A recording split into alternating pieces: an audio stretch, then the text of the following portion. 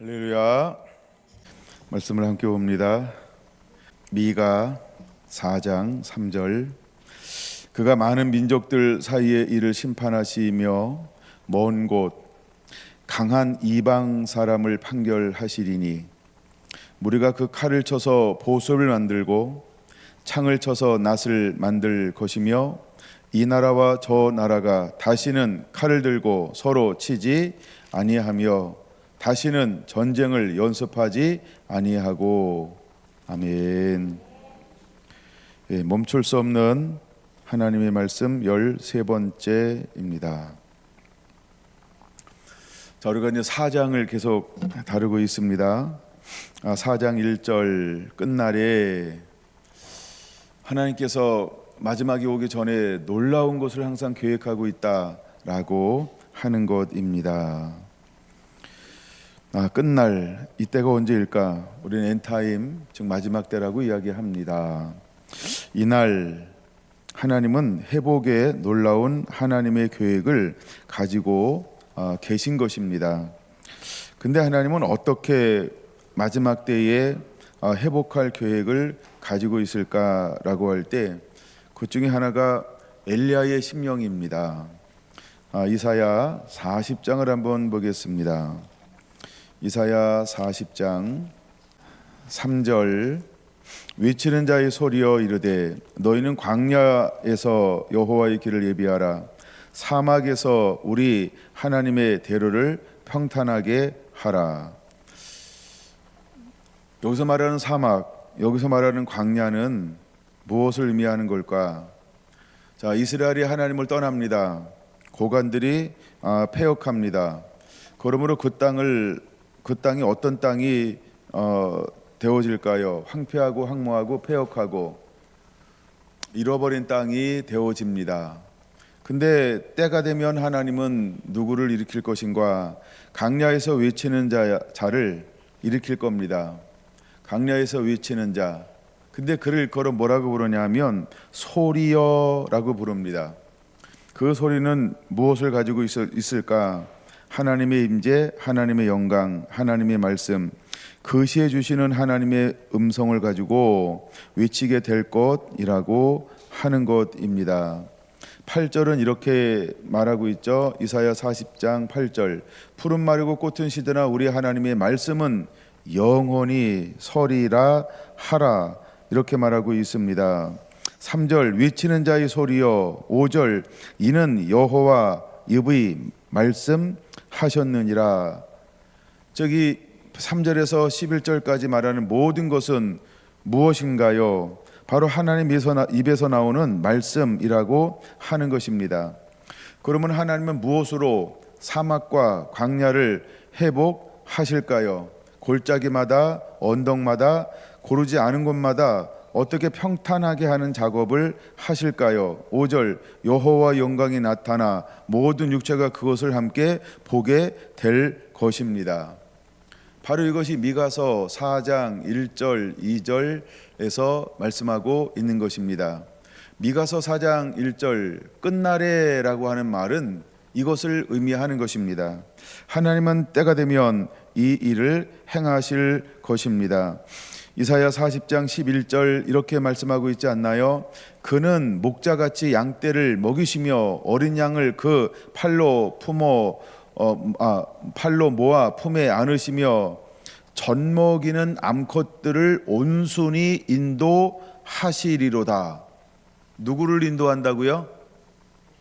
누구를 인도할 거라고요? 여러분 이 말씀 읽다가 개인적 감동이 오기를 원합니다. 하나님은 그 중에서 어떤 사람들을 인도할 것인가 하면 전 먹이는 그럼 전 먹이는 무엇을 의미할까요? 양육하는 겁니다. 가서 지켜 제자를 삼아라. 마지막에 복음을 전하는 사람들입니다. 말씀을 가지고 성령에 이끌려 복음을 가지고 땅끝까지 이르러서 모으는 사람들, 추수하는 사람들을 의미하는 거죠. 그래서 젖먹이는 암컷들을 온순히 인도하시리로다. 하실 것이라는 것입니다. 누가요? 목자 되신 예수님께서. 그런 것처럼 마지막 때 하나님이 이런 놀라운 계획을 가지고 있는 것입니다.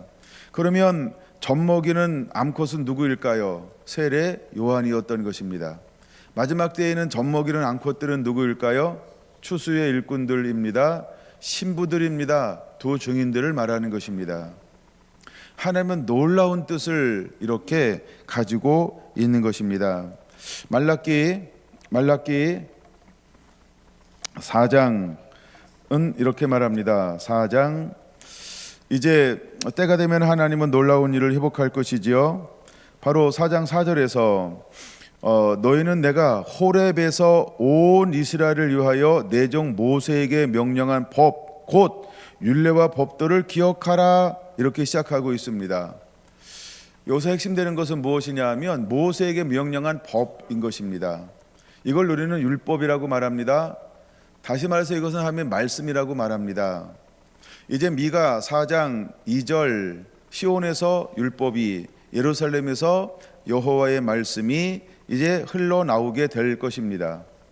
그럼 우리가 무엇을 기억해야 할까요?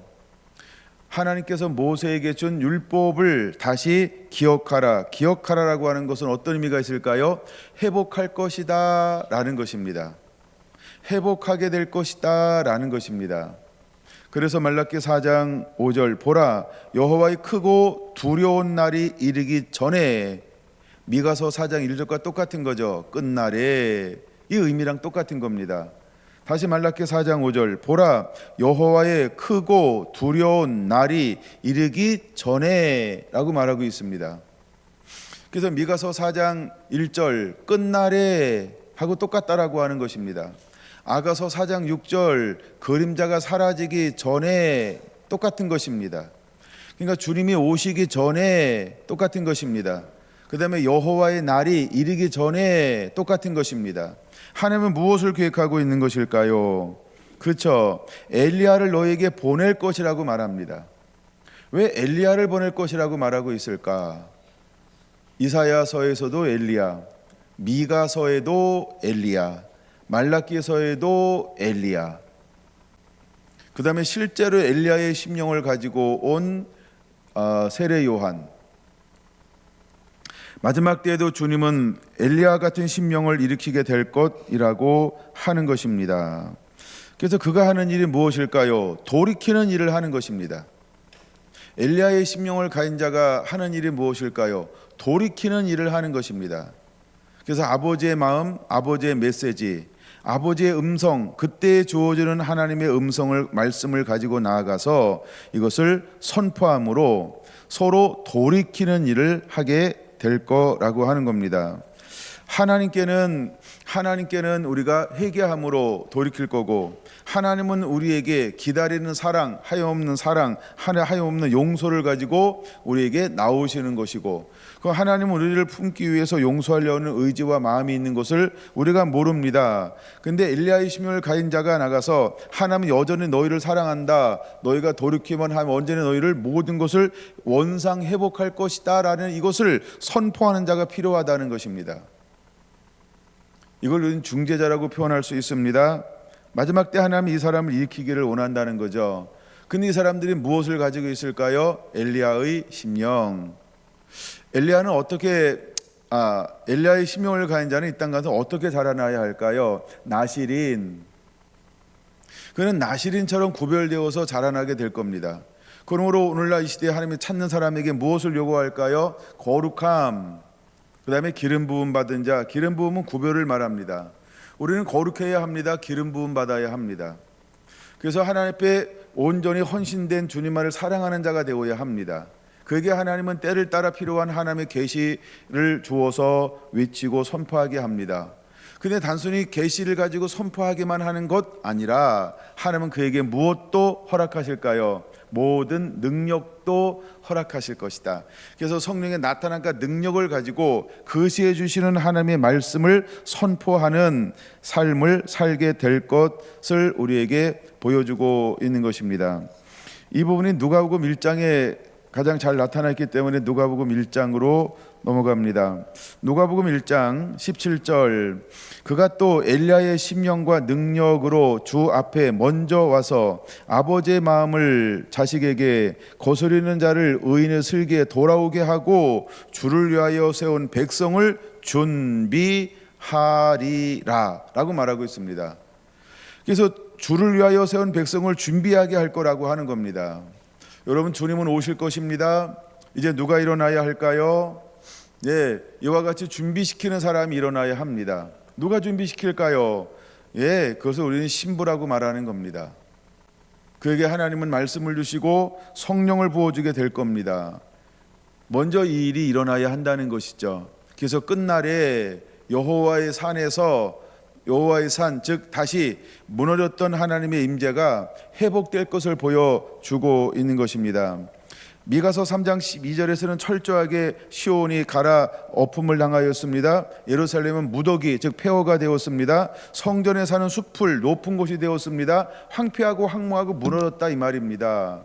근데 하나님은 끝날에 무엇을 계획하고 있나요? 다시 여호와의 산이 꼭대기에 굳게 서게 될 거라는 것입니다. 다시 작은 산들 위에 뛰놀며 모든 민족들이 그리로 몰려들게 할 거라고 말하고 있습니다. 무엇 때문에 그리로 모여들게 될까요? 미가서 4장 2절은 단호하게 말합니다. 곧 많은 이방 민족, 많은 이방 사람들이 가며 이르기를, 오라, 우리가 여호와의 산에 올라가서 하나님의, 야곱의 하나님의 전에 이르자.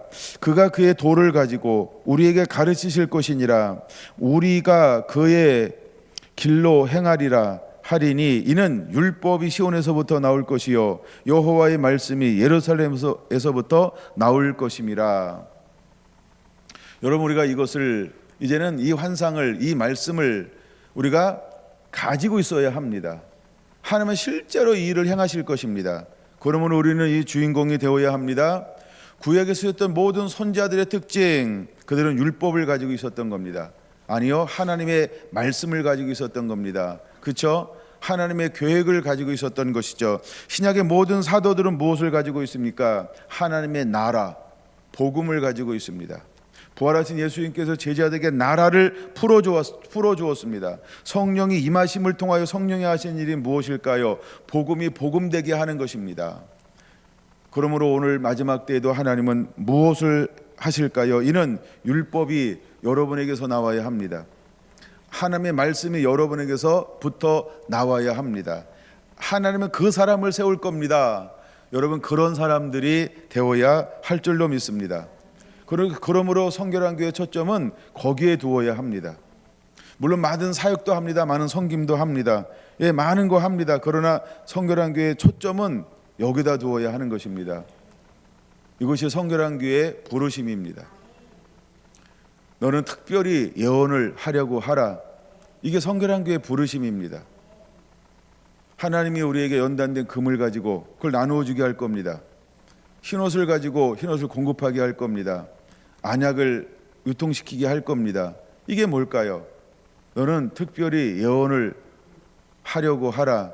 즉 하나님의 이 말씀을 가지고 나아가게 할 겁니다.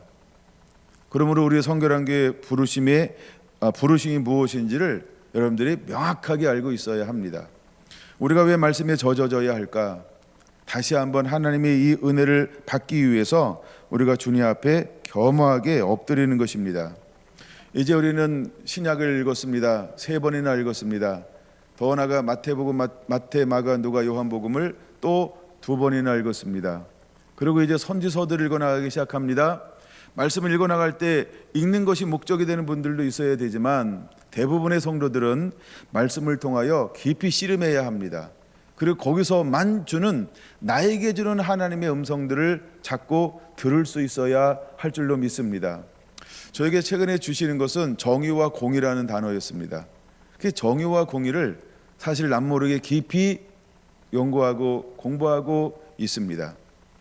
왜냐하면 제가 그 신학을 공부하겠다라고 마음먹었던 이유가, 어느 날 포도밭에서, 제가 이제 포도 농사를 해서 포도밭을 지켜야만 돼서 포도밭에서 기도하는 가운데 하여간 그런 기도를 했어요. 근데 하나님께서 제게 주셨던 말씀이 아모스 5장 24절이었어요. 공 뽑은 물같이 정의를 하수같이 흘리게 할지니라. 야, 이거 완전히 꼴통이다 그랬어요. 이런 말은 뭐냐면 극보수 뭐 이런 거예요. 공 뽑은 물같이 정의를 하수같이 이런 얘기할 때 그 한 40년 전에는요 완전 이거 보수적입니다. 극보수가 하는 그런 행동이었어요. 그러니까 근데 그거는 누구만 할 수 있냐면 골수 꼴통만 할 수 있어요. 좌로나 우로나 치우치지 않고 그냥 완전 보수주의자 이런 사람만이 할 수 있는 게 정의, 공의 그거 할 수 있는 거예요. 그러니까 공 뽑은 물같이 정의를 하수같이 흘리라. 야, 이거 하면서 하여간 그런 생각을 그 당시에 한 적이 있어요. 근데 이제 최근 이사야를 읽고 에레미야를 읽어 나가면서 계속해서 제 눈에 띄는 단어가 있습니다. 그게 뭘까요? 정의와 공의라는 단어입니다. 그래서 하여간 정의와 공의라는 단어를 새로운 각도로 계속해서 묵상하고 있고 씨름하고 있습니다. 그런 것처럼 여러분들도 말씀을 읽어나면서 여러분에게 주시는 말씀이 있을 겁니다. 왜냐하면 우리의 부르심은 다릅니다. 우리가 한 몸이지만 그렇죠? 지체가 다르다는 거예요. 그럼 자기에게 몸이지만 부르심대로 전부를 다해서 감당해내기 위해서 말씀을 읽다가 내게 부닥침을 가지고 열심히 씨름해서 하나님이 마음껏 쓰실 수 있는 그런 통로로 준비되어지게 되기를 예수님의 이름으로 축원을 드립니다. 여러분들에게 그런 일이 있어야 합니다. 하나님 우리의 용량대로 하나님이 우리를 불러서 반드시 쓰시고 사용하실 것이기 때문입니다. 누가복음 3장 2절에서 6절 보고 싶은데요. 때가 되었습니다. 안나와 가야바가 대제사장으로 있을 때 하나님의 말씀이 빈들에서 사가랴 아들 요한에게 임한지라. 뭐라고 말씀하고 있다고요? 때가 되매 라고 말하고 있는 거예요. 빈들에 있을 때에 빈들에서 말씀이 빈들에서 그래서 대제사장으로 있을 때에 이것은 때를 말합니다. 하나님의 때. 하나님이 이제 계획하신 그 때에 빈들에 있는 사가랴 아들 요한에게 하나님의 말씀이 임하기 시작을 했습니다. 그러므로 그런 말씀을 따라 성령을 따라 어디로 갔습니까? 요단강으로 갔습니다. 거기서 제사함을 받게 하는 하나님의 회개의 세례를 전파하기 시작을 한 겁니다. 그가 요단강에서 세례를 전파하는 이유, 목적을 뭐라고 말하고 있습니까? 4절, 5절을 인용하고 있는 것입니다. 광야에서 외치는 자의 소리가 있어 이르되 너희는 주의 길을 준비하라. 그의 오실 길을 곧게 하라. 모든 골짜기마다 메워지고 모든 산과 작은 산이 낮아지고 굽은 곳이 곧아지고 험한 길이 평탄하여질 것이요 모든 육체가 하나님의 구원하심을 보리라 함과 같으리라. 이 말씀이 실제가 되어서 나타나는 것이 바로 3장 3절이라고 하는 겁니다. 무엇으로 이것을 균형을 잡아가기 시작할까요? 무엇으로 모든 것을 평탄하게 할까요? 무엇으로 그가 사역하게 하는 걸까요? 요단강에서 회개의 세례를 줌으로 주의 오실 길을 예비하고 있는 것입니다. 그럼 주님께서 오실 때에 어떤 길을 통하여 예수님께서는 오실 수 있을까요? 회개한 심령이라는 겁니다. 회개한 심령을 통하여 주님은 오실 수 있다는 겁니다. 만약에 이 땅 가운데 회개가 이루어지지 않으면 주님은 오셨다가 기다리거나 그렇죠? 예. 그 다음에 다시 돌아가셔야만 합니다. 왜요? 갈 길이 없으니까요. 아하, 예수님이 길을 닦으면 되시나? 예수님은 기다려야만 됐던 것입니다. 그래서 먼저 무엇이 일어나야 할까요? 끝날에, 그 다음에 어둠이 임하기 전에, 이 말은 전부 그 전에 이 땅 가운데서 하나님의 부름받은 사람들이 무엇인가를 해야 한다는 겁니다.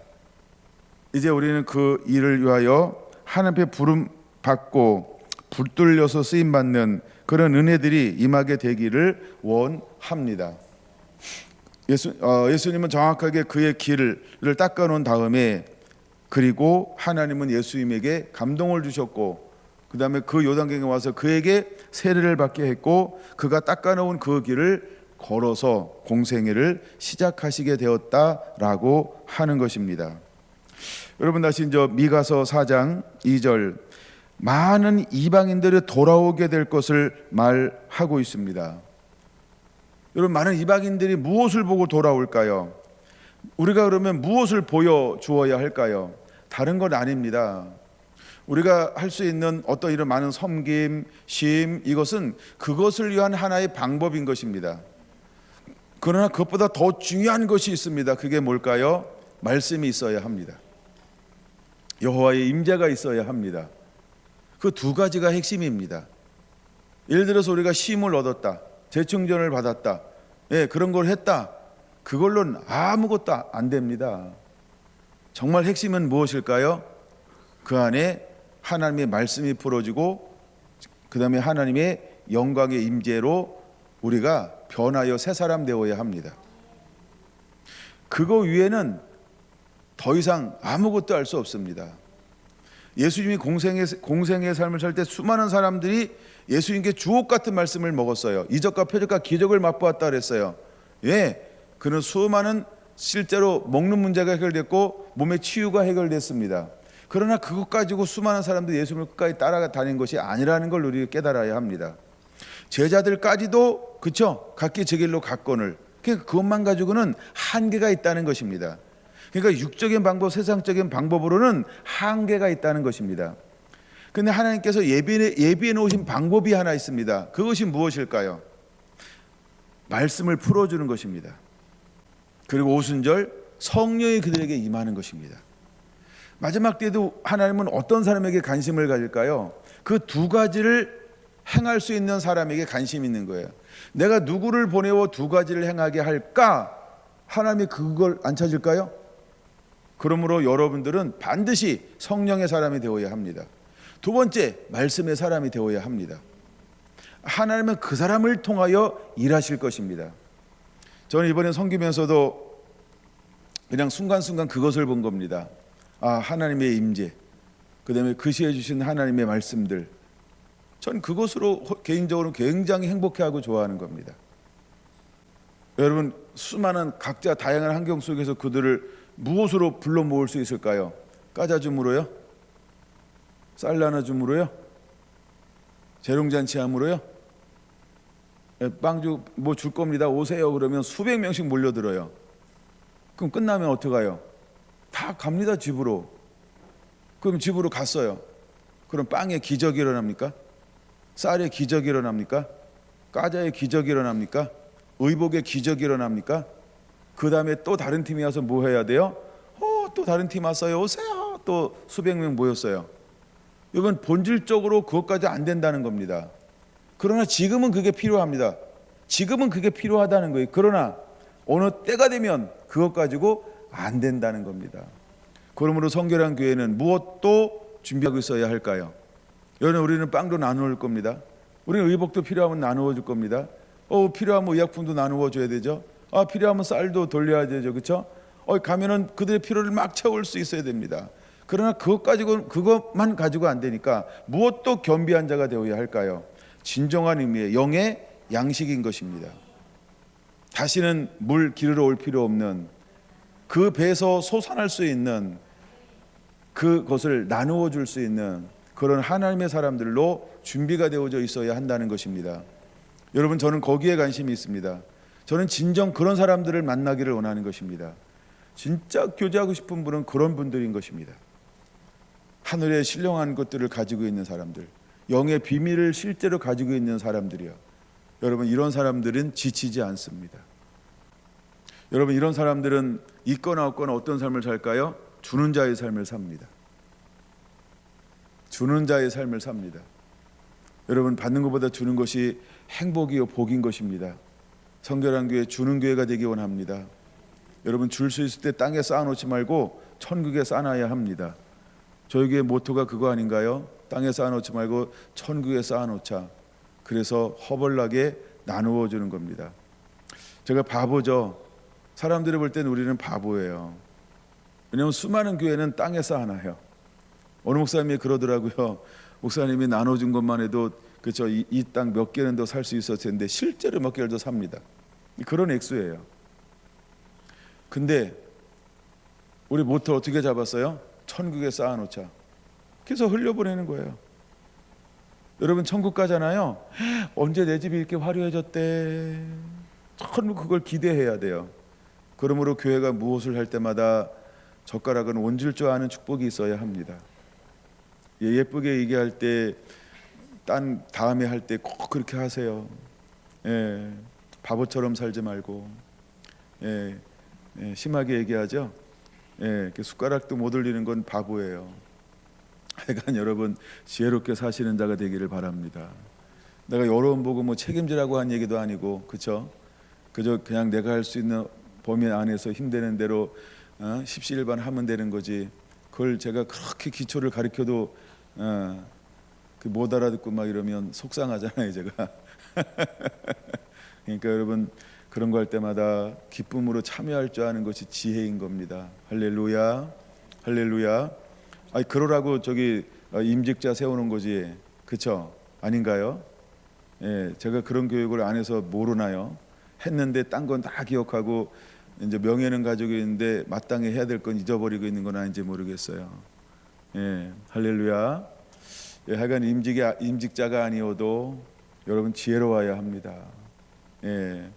약간 그런 부분은 제가 하여간 뭐 누리는 자만 누리는 은혜가 있으면 안 돼요. 그냥 성결한 교회가 그런 공동체가 되어서 함께 누렸으면 좋겠어요. 그렇죠? 그래서 때로는 내가 내 힘으로 하는 게 아니라 막 기꺼이 전부를 다해서 그럴 때 하나님이 우리에게 힘 주시고 능력 주시고 도우시는 거예요. 여러분 내가 할 수 없는 걸 할 때 여러분들이 필요할 때 할 수 없는 걸 하나님이 은혜 부어 주시는 겁니다. 할렐루야. 뭐 가장 기본적인 성경 구절이 고린도후서 9장 6절 아닌가요? 무엇으로 심든지 그대로 거두리라. 적게 심는 적게 거두고 많이 심는 자는 많이 거둘지니 인색함을 억제하지 말지니 하면 줄겨내는 자를 사랑하시느니라. 하나님께서 주실 때 무엇을 주신다 그랬어요? 먹을 양식과 씨앗과 먹을 양식을 주시나니. 그렇죠? 오직 자라나게 하시는 분은 하나님이시니라. 그러므로 우리가 뭐 자랑할 거는 없지만 왜 하나님이 하시는 거니까. 그래서 여러분들이 이런 것을 할 때는 그렇게 섬길 줄 아는 그런 은혜들이 모든 성도들에게 자연스럽게 일어나야 할 줄로 믿습니다. 아멘. 그게 사랑의 공동체예요.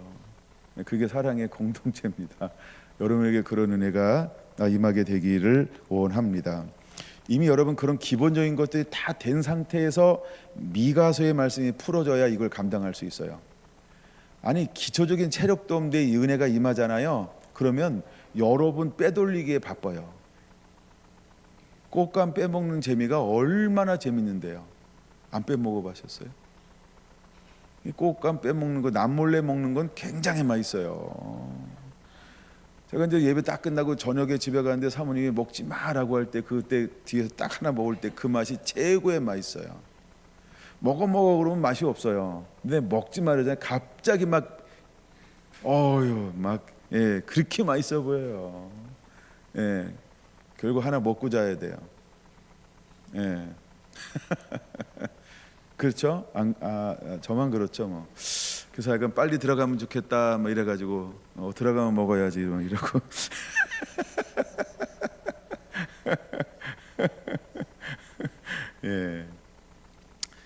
우리가 하나님의 일은 그렇게 하는 거예요. 그렇게. 그럴 때 하나님이 하여간 우리는 하나님을 의지해야 돼요. 내가 하는 일 그 사장님 의지하지 말고 하나님을 복의 근원으로 삼을 때 놀라운 일들이 일어나게 될 것입니다. 할렐루야.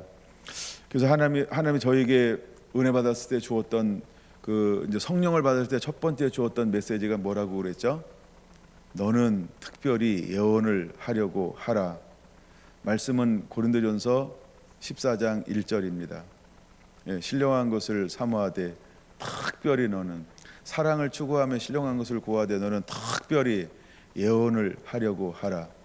그 예언은 계시입니다. 때에 맞는 하나님의 말씀입니다. 전 처음에 그걸 그렇게 못 깨달았어요. 예, 그 나중에 깨달았어요. 저는 예언 겁나요, 무서워요, 막 있단 말이에요. 근데 제가 생각하는 그 예언이 아니었고요. 예, 그 때에 맞는, 그 시에 맞는 하나님의 말씀이었어요. 예, 저는 그것을 계속 기도하고 사모합니다. 여러분, 결정적일 때에 하나님은 그걸 주실 겁니다. 그러면 우리는 기초를 뛰어넘어서 이제는 이것을 이룰 수 있어야 돼요. 그 사람이 누구냐 하면 미가서로 말하면 4장 2절이에요. 이는 시온에서 율법이, 예루살렘에서 여호와의 말씀이 나올 것임이라. 여러분, 그러므로 여러분들은 하나님의 말씀을 가지고 있는 자가 되어야 합니다. 뭐 그러면 하나님이 쓰시는 거 아닌가요? 그게 말씀이 있는데 사람들이 어디로 갈까요? 그렇죠? 단순히 위로하는 거, 권면하는 거, 그건 수없이 많아요. 근데 문제를 해결해서 돌파할 수 있는 것은 이거는 다 가지고 있지 않아요. 그 누구만 가지고 있을까요? 말씀의 힘이에요. 그건 말씀의 힘인 거예요. 그걸 가지고 있어요.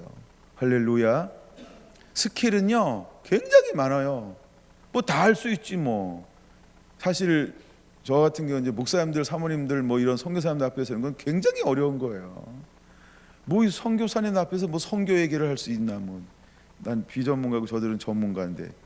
그러니까 저들 앞에 선다는 것은 굉장히 두렵고 떨리는 일이에요. 예. 그래서 이제 이번에도 힘 다 빼고요. 제가 아주 막 이렇게 레마로 받은 것들, 그런 것들만 쭉 나눴어요. 예. 뭐 폼 잡아야 뭐 듣지도 않아요, 솔직히. 그러니까 가장 핵심적인 거. 예. 그래도 들을지 안 들을지 그것도 몰라요. 예. 제가 이미 몇 번 경험했잖아요. 예. 그래가지고 가서 확 열심히 막 이언사 외칩니다 그랬는데 말씀에 대해서 논하는 분은 한 명도 없어요. 끝나고. 예. 그래서 내가 이 짓을 언제까지 해야 되나 막 이런 생각도 하고 막 그랬었어요. 예. 왜냐하면 저는 뭐 이렇게 나눠주고 뭐 섬기는 거 이런 것보다 이 말씀의 원리를 붙잡으면 이게 대박인데 이 비밀을 좀 더 궁금해하는 이런 분들을 만나고 싶은 거예요. 예. 근데 아직까지 못 만났어요. 예. 아직 때가 안 된 것 같아요. 예. 그러나 보세요, 여러분. 세례 요한의 말씀을 증거할 때 세례 요한에게 누가 생겼어요? 그렇죠? 팬들이 생겼어요. 팬들이. 예수님한테 누가 생겼어요? 팬들이 생겨. 그럼 마지막 때 미가서 4장 2절 말씀이 막 흘러나와. 그럼 그에게 누가 생길까요? 똑같은 거예요. 팬들이 생기는 거예요. 그러면 그 팬들이 가서 뭐가 될까요? 사람들이 막 소문냅니다. 예? 빨간 펜 너무 멋있다 막 이러고, 파란 펜 너무 좋다 이러고, 막 노란 펜 막 너무 좋다 이러고요. 다양한 막 사람들을 이 사람들이 모시고 오는 거예요. 그리고 자기는 어떤 삶을 살아요? 아이고 나도 빨간 펜 쳐야지 막 이러고, 나도 노란 펜 쳐야지 이래가지고 그 말씀대로 삶을 사는 놀라운 변화들이 일어나기 시작하는 겁니다. 그게 진짜예요. 그래서 가서 지켜 행하게 하라 이렇게 말하잖아요. 그 다음에 마지막 때 우리의 부탁은 누구한테 하는 거예요? 충성된 자에게 부탁하는 거예요. 여러분, 우리는 사역하고 지나가면 이제 우리가 한 사람들은 누굴 만나는 거예요? 신랑 대신 예수님을 만나는 거예요. 결국 신랑 대신 예수님께로 인도하는 역할을 하는 것이 추수꾼들이 하는 일이거든요. 예, 그게 두 종류라 그랬잖아요. 하나는 세례 요한처럼 신랑에게 인도할 사람이 있어요. 그다음에 어떤 사람은 이제 그 인도 받아서 신랑 대신 예수님을 만날 사람이 있어요. 근데 누가 더 영화로울까요? 이것이 두 증인인 거예요. 할렐루야. 여러분, 하나님은 미가서 4장 2절의 사람들을 반드시 찾고 있다라고 하는 겁니다. 언제? 이 시대에. 그래서 고린도전서 14장 1절 말하는 것입니다. 사랑을 추구하며. 13장의 사랑이잖아요. 더 큰 은사를 사모해야 되는데 그것이 사랑으로 행하는 은사입니다. 근데 사랑을 추구하며 신령한 것을 사모하래요. 신령한 것을. 이거는 땅의 것이 아닙니다. 육의 것이 아닙니다. 배워서 하는 거 아닙니다. 경험으로 하는 거 아니에요. 이거는 신령한 거예요. 근데 그게 뭐라고요? 너는 특별히 예언을 하려고 하라. 그 예언이 뭘까요? 요한복음 16장 13절인 거예요.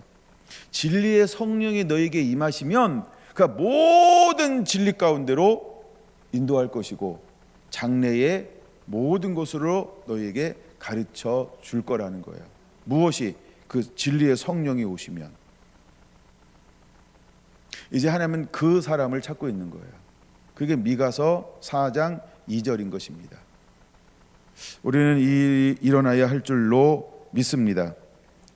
3절로 넘어갈까요? 그가 많은 민족들 사이의 일을 심판하시며, 그가 많은 민족들 사이의 일을 심판하시며, 그는 이제 오실 분이죠.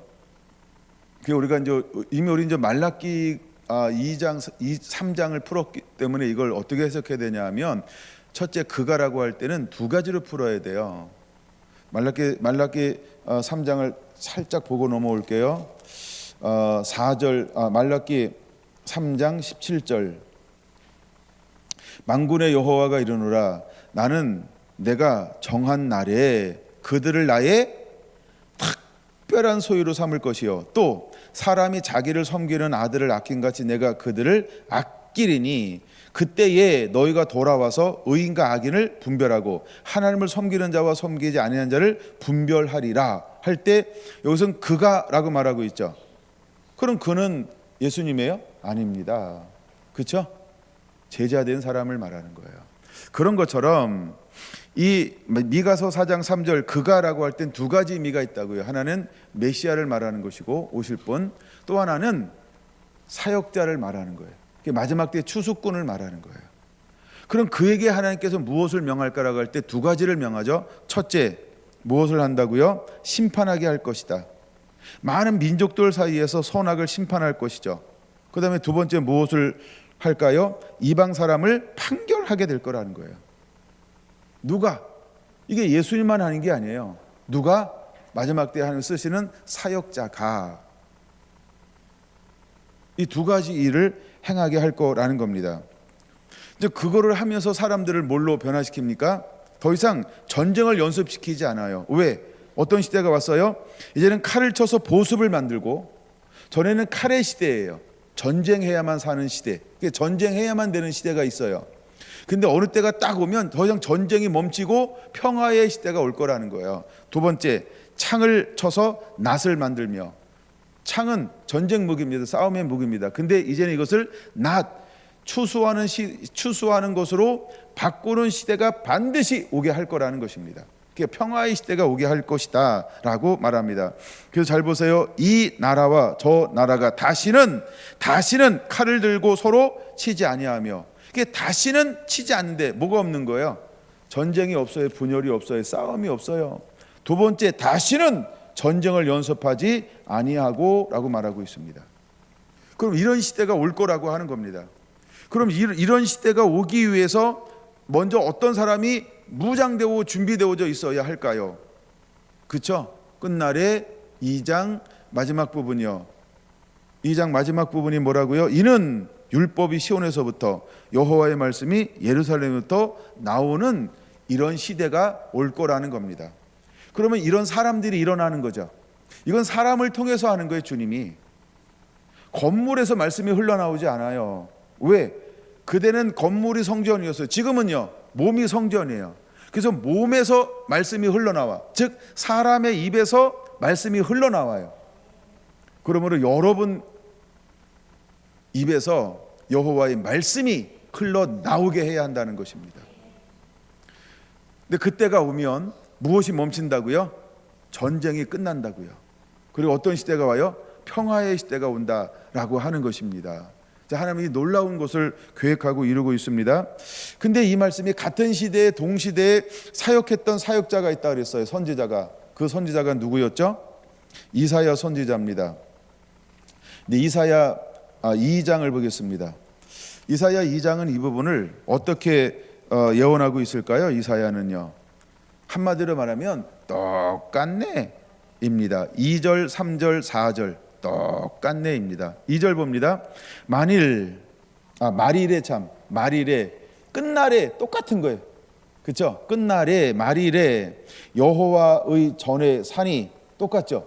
미가서하고 모든 산 꼭대기에 굳게 설 것이요 모든 작은 산 위에 뛰어나리니 만방이 그리로 모여들 것이라.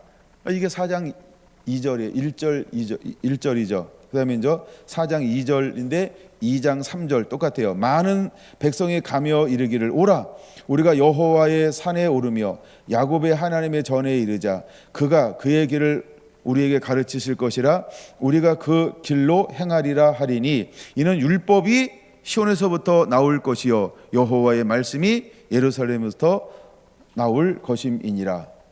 이제 머릿속으로 다 계산하는 거죠. 미가서 4장 2절이라는 것을. 그 다음에 그가 열방 사이에 판단하시며 많은 백성을 판결하시리니 무리가 그들의 칼을 쳐서 보습을 만들고 그들의 창을 쳐서 낫을 만들 것이며 이 나라와 저 나라가 다시는 칼을 들고 서로 치지 아니하며 다시는 전쟁을 연습하지 아니하리라. 미가서하고 똑같죠. 자 보세요. 같은 시대 서로 다른 곳에서 선포하는데 누가 흉내낸 걸까요? 이 따라장이 따라 했을까요? 아니라는 거죠. 하나님이 그 시대에 동일한 계시를 서로 다른 자에게 주어서 그 시대를 향하여 선포하게 했던 것처럼 이제 어떤 시대가 딱 오면 모든 하나님의 계시를 가진 사람들은 똑같은 걸 위치게 될 거라는 겁니다. 그러면 우리는 이 경주 땅에서 그렇죠? 열방 가운데 숨겨져서 드러내서 쓰임받는 하나님의 사람들과 동일한 비전과 부르심, 음성을 듣고 일어나서 쓰임받는 그런 하나님의 사람이 되기를 예수님의 이름으로 축원을 드립니다. 할렐루야. 여러분 이 일을 하나님은 행하시고 이루실 것입니다. 이 일이 실제로 일어나게 될 것입니다. 자 이제 그곳에 세 번째 성경을 보기 전에 그러면 이 부분에 대해서 왜 이제 칼을 왜 쳐서 보습으로 만들어야 될까? 보습이 뭔지 알죠? 보습은 쟁기입니다. 쟁기, 밭을 가는 쟁기. 이해가 된 거죠? 예. 근데 창은 낫으로, 낫은 추수할 때 쓰는 도구를 말합니다. 예. 그러니까 그런 걸 좀 만드는 거예요. 그거는 평화의 세대, 즉 하나님이 우리에게 주시는 모든 풍성함과 번영함을 누리는 시기가 올 것이다. 이런 의미예요. 근데 그러면 칼은 언제부터 쓰임받게 되었는가? 칼이 언제부터 등장할까요? 칼, 부싯돌, 칼은 언제부터 등장할까? 이거를 보기 위해서 창세기로 좀 넘어갔다가 와야 됩니다. 창세기 4장으로 갑니다. 창세기 4장 먼저 6절과 8절 봅니다. 여호와께서 가인에게 이르되 내가 분하여 함은 어찌 됨이냐 안색이 변함은 어찌 됨이냐 내가 선을 행하면 어찌 낫을 들지 못하겠느냐 선을 행하지 아니하면 죄가 문 앞에 엎드려져 있느니라 죄가 너를 원하나 너는 죄를 다스릴지니라. 8절 같이 읽습니다. 가인이 그의 아우 아벨에게 말하고 그들이 들에 있을 때 그의 아우 아벨을 가인이 했던 이유는 칼로 죽인 게 아니고요 낫으로 죽인 것도 아니고 뭘로 죽였어요? 주먹으로 때려 죽였어요. 옆에 있는 짱돌 들었다고요? 예, 하여간 쳐 죽였어요.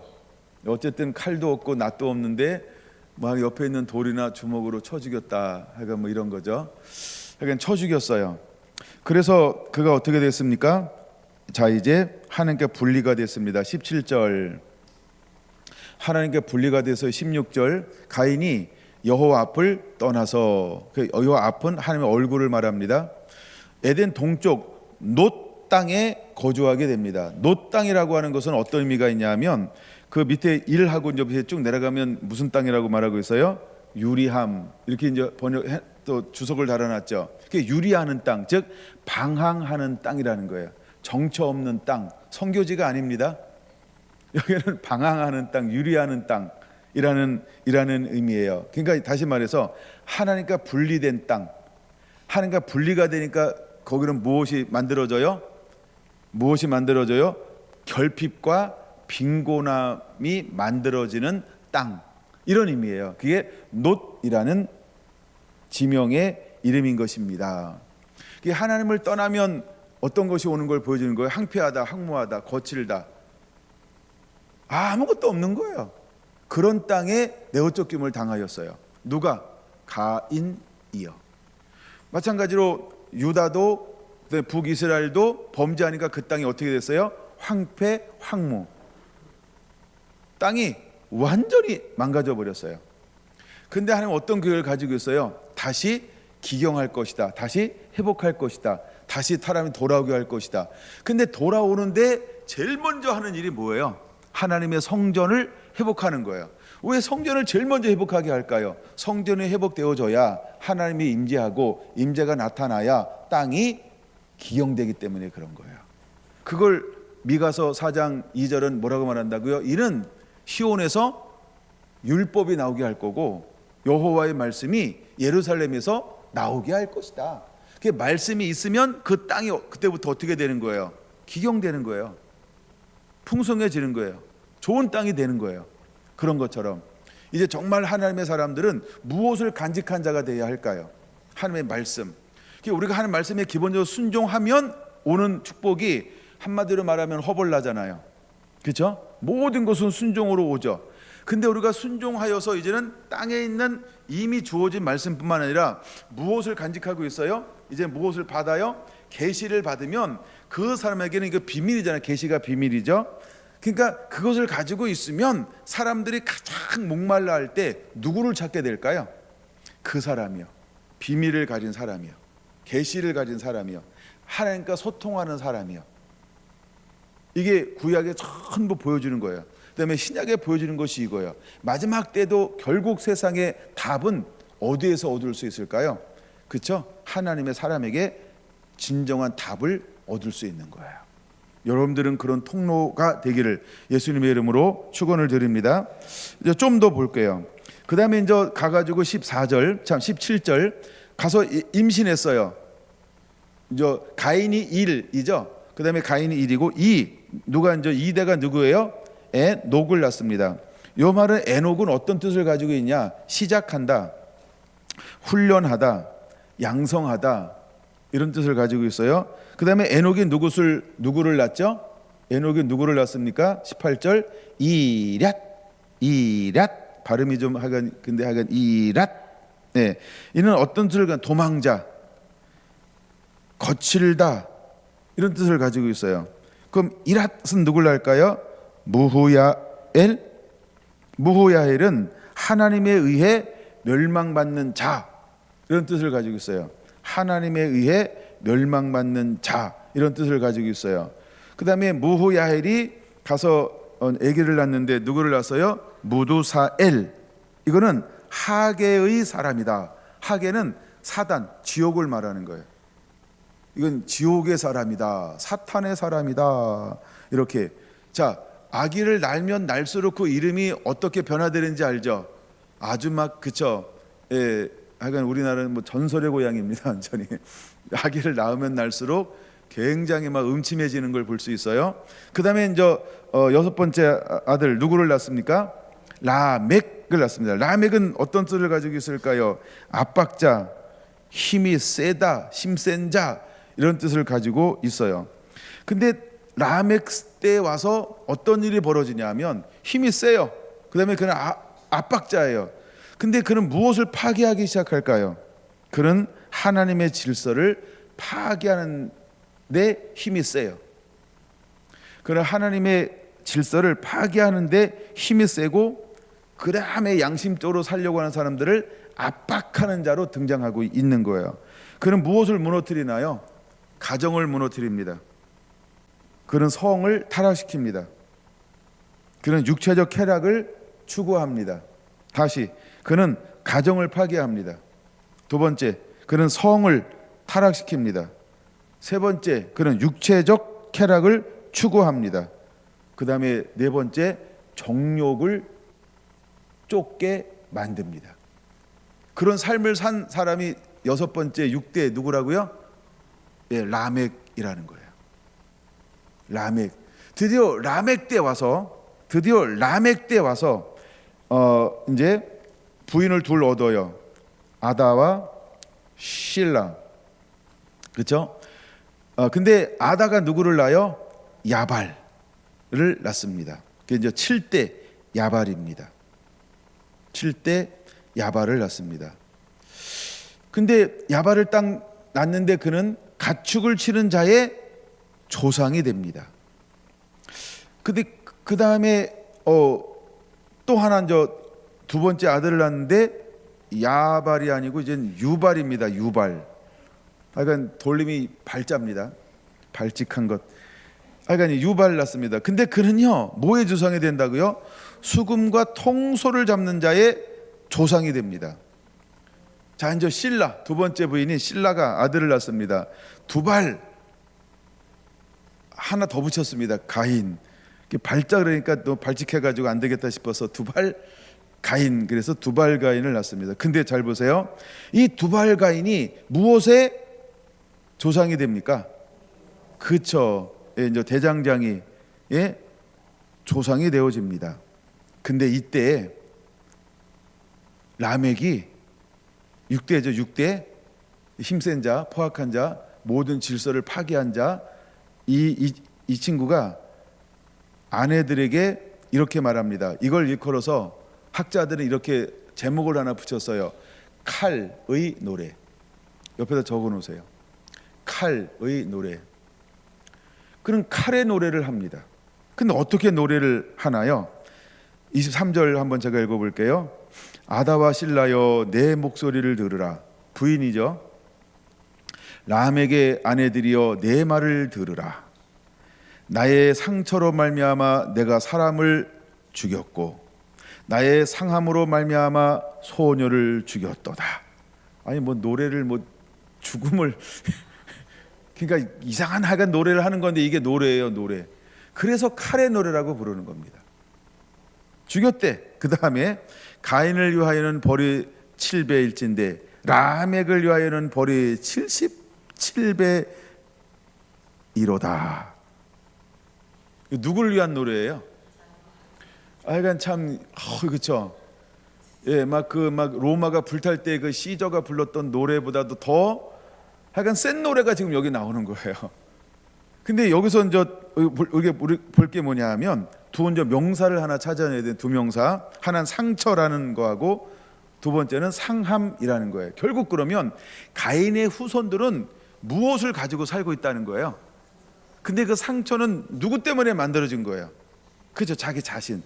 그 상함은 누구 때문에 만들어진 거예요? 자기 자신 때문에. 근데 이것을 어디로 돌리는 거예요? 지금 주변 사람들에게 돌리는 거예요. 이 사람은 어떻게 감당할 수 있을까요? 우리 중에 그런 분 없었으면 좋겠죠. 이런 사람 한 명만 있어도 10,000명이 있어도 못 감당합니다. 100명이 있어도 못 감당해요. 그러므로 우리는 감당 못해요. 그럴 때 이렇게 말해야 됩니다. 가, 알아서 가, 막 이래야 돼요. 못 감당합니다. 라멕을 감당할 수가 없는 거예요. 그래서 라멕이 왜 사람을 죽였어요? 상처로 말미암아 사람을 죽였대. 가인이 왜 아벨을 죽였어요? 상처 때문에 쳐 죽였어요. 라멕이 왜 가정을 파괴하는 거예요? 왜 욕구를 추구하는 거예요? 왜? 자기 안에 있는 상처. 이게 견딜 수 없는 거예요. 이게 뭘까요? 이게 이제 좀 더 시간 되면 더 풀어드릴 건데 오늘 더 안 풀어드릴 건데요. 맛만 보게 하면 이런 거예요. 이게 육체의 소욕 이렇게 이제 해서 성경 쭉 찾아보면 전부 똑같은 거예요. 결국 라멕은 무엇을 추구하는 자가 됐나요? 그렇죠? 육신의 사람이 된 거예요. 육의 사람이 된 거예요. 왜 육의 사람이 됐어요? 하나님을 떠나니까 남는 건 뭐만 남아서 육. 그 육에 딱 남으니까 육체의 소욕만 남았어. 그것으로 말미암아 그는 스스로 그걸 뭐라고 명명한다고요? 나 상처 있어. 나 상처받은 사람이야. 나를 상처를 그렇게 우비냐? 상처를 싸매줘야지 인간들아. 막 이러면서 계속 멀쩡하게 사는 사람을 뭘로 만들어요? 그렇죠. 죄인으로 만들고 바보로 만들고 이상하게 만들고. 그러니까 자기 뜻대로 자기 마음대로 막 자기 막 이런 분은 어떻게 하라고요? 가. 그러고 있다는 거. 이게 라멕이에요, 라멕. 그 다음에 그는 또 사람을 죽였는데 왜 사람을 죽였다고 그랬어요? 내 마음이 상함으로. 내 마음의 상처, 내 감정의 상함으로 그가 한 일은 결국 뭐예요? 의시하면서, 의시로 끝나는 게 아니라 뭐예요? 푹 죽여버렸어요. 수많은 사람들을 죽여버렸어요. 그러면서도 상처는 누가 있다고 그래요? 상함은 누가 있다고 그래요? 이 사람 상함 죽였잖아요. 그럼 치유받아야 되잖아요. 그렇죠? 또 죽였잖아요. 그럼 상함 치유돼야 감정 치유돼야 되잖아요. 근데 여전히 어때요? 그렇죠? 예, 이걸 화인 맞은 인간이라고 그러는 거예요. 그래서 라멕의 때 와서는요, 완전히 하나님을 떠난 세대가 된 거예요. 하나님 완전히 떠난 세대. 근데 하나님을 완전히 떠난 그 세대 가운데 새 아들이 나오는 거예요. 발발발. 처음에 야발, 그 다음에 두발, 그 다음에 두발 가인. 근데 그 완전히 타락한 상태에서 태어난 아들들이 드디어 무슨 급으로 소개하고 있어요? 조상급으로 소개하고 있어요. 자, 그럼 보세요.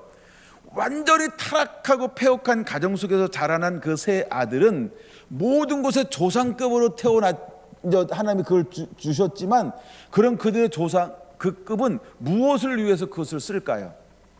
첫째, 뭐의 조상이 되었다고요? 가축을 치는 자의 조상. 그럼 가축을 어떻게 칠까요? 건강하게 칠까요? 악하게 칠까요? 그런 그 가축을 먹고 마시는 사람은 어떻게 될까요? 그 영향이 그대로 몸으로 들어오는 거예요. 두 번째, 그가 수금을 들었어요. 통소를 들었어요. 모든 음악의 아버지가 됐어요. 그럼 그가 만들어내는 음악은 도대체 어떤 음악을 만들어낼까요? 그렇죠? 네? 완전히 우리를 건강하지 않게 파괴하는 음악으로 흘러간다라고 하는 거예요. 그 다음에 세 번째, 두발가인은 무엇의 조상이 됐어요? 구리, 새, 여러 가지로 뭘 만들어내는데 드디어 그가 무엇을 만들어내요? 칼을 만드는 거예요. 그래서 그걸로 뭘 한다고요? 칼은 전쟁이요. 칼은 전쟁을 일으키는 거예요. 전쟁은 분열입니다. 왜 전쟁을 일으킬까요? 그렇죠? 자기의 야망이고 욕심이고 욕망입니다. 남들이 잘 되는 꼴을 못 봐요. 이건 다 내 거여야 돼. 내 차지해야 돼. 나한테 다 머리를 수그려야 돼. 다 이건 다 이 땅에 있는 거 다 내 거여야 돼. 왜 네가 누려 그걸 내 건데 이러면서. 그러니까 그 꼴 보기 싫으면 뭐 해야 돼요? 전쟁을 일으켜야 돼요. 칼이 그래서 나오기 시작을 했어요. 근데 때가 되면 하나님은 어떻게 하시겠다는 거예요? 칼을 보습으로 만들어서 땅을 갈아요. 땅을 갈아요. 아름다운 곡식이 나와요. 사람들을 이롭게 하고 윤택하게 만들어요. 하나님의 놀라운 축복의 도구로 변화시킨다는 거예요. 창은 전쟁 무기예요. 방어하기도 하지만 주로 공격하는 거죠. 근데 그것을 뭘로 만들어요? 낫으로 만들어요. 물론 낫으로도 의시 이럴 수 있는 그런 건 아니지만, 낫은 추수하는 도구예요. 추수하는 도구요. 때가 되면 하나님은 이렇게 변화시킬 거라라고 말씀하고 계시다라고 하는 것입니다. 그래서 이 부분을 먼저 보고 넘어가야 된다는 거예요. 세 번째 성경 구절은 요엘서입니다. 요엘서 3장. 이제 여러분들은 이미 요엘서 딱 그러면 1장에 뭐 2장에 뭐 이게 머릿속에 이렇게 와닿으면 좋을 것 같아요. 자, 이제 요엘서 3장 10절, 핵심 구절은 10절입니다. 같이 볼까요? 시작. 너희는 보습을 쳐서 칼을 만들지어다. 낫을 쳐서 창을 만들지어다. 약한 자도 이르기를 나는 강하다 할지어다. 그러면 이제 어느 때가 오면 하나님이 우리에게 뭐라고 말합니까? 보습을 뭘로 만들어요? 칼을 만들래. 낫을 뭐로 만들어요? 창을 만든대. 이건 어떤 의미가 있는 걸까요? 이거는 마지막 때의 영적 전쟁을 말하는 겁니다. 이건 육을 위해서 사는 것이 아닌 이제 하나님 마지막 때 일어난 일이에요. 그래서 마지막 때 영적 전쟁을 위해서 한 번은 무장해야 한다는 걸 보여주는 거예요. 왜냐하면 하나님의 말씀도 무엇이 돼야 돼요? 성령의 검으로 되는 것처럼. 근데 성령의 검도 두 가지가 있는 거예요. 하나는 사람을 회심시킵니다. 그러나 또 하는 거는 뭐예요? 그렇죠. 분별하는 겁니다. 분별. 알곡과 가라지를. 그런 의미에서 예리한 검, 그래서 찌르는 겁니다. 어찌할꼬 하는 것처럼 자기를 보게 만듭니다. 하나 나중에 성경 구절 하나 더 볼 겁니다만 거기서 좀 더 보충하시고, 자 그러면 9절은 뭐라고 말하는가 한번 9절 시작. 너희는 모든 민족 이방인을 말합니다. 이렇게 널리 선포할지어다. 그를 깨우라는 겁니다. 너희는 전쟁을 준비하고 용사를 격려하고 병사로 다 가까이 나와서 올라오게 할지어다 하면서, 이건 뭐예요? 마지막 때 대부분과 대추수를 위해서, 잃어버린 영혼들을 위해서 빼앗긴 들의 봄이 오게 만드는 거예요. 그래서 보습을 쳐서 칼을 만들고 낫을 쳐서 창을 만들려고 하는 겁니다. 목적이 뭐라고요? 추수요. 잃어버린 영혼의 추수요. 그것을 위해서 이거 하라고 말하는 겁니다. 그래서 여호사밧 골짜기에서 14절 심판의 골짜기에 여호와의 날이 가까움이로다. 이것을 위해서 하라는 겁니다. 그럼에도 불구하고 18절 한번 볼게요. 시작. 그날에 마지막 때죠. 산들이 뭘 흘려요? 단 포도주를 떨어뜨리고 작은 산들이 젖을 흘리고 유다와 시내 물이 흐르고 여호와의 성전에 샘이 흘러나와서 시딤 마른 골짜기에 물이 되리라. 시딤은 마르다라는 뜻이에요. 무엇이 흘러나오는 거예요? 하나님의 말씀이요. 자, 보습을 쳐서 칼을 만들고 창을 쳐서 낫을 만들었음에도 불구하고 18절 그들이 하는 농사철 밭은 어떻게 바뀌었어요? 번성합니다. 번영합니다. 풍성합니다. 어찌 이런 일이 벌어졌을까요? 그러므로 이것은 영적 싸움이라는 거예요. 이제 한 군데만 더 보고 말씀을 마쳐야 되는데요. 시편 149편을 보겠습니다. 하나님, 마지막 때 우리가 하나 더 하기를 원하는 것이 있어요.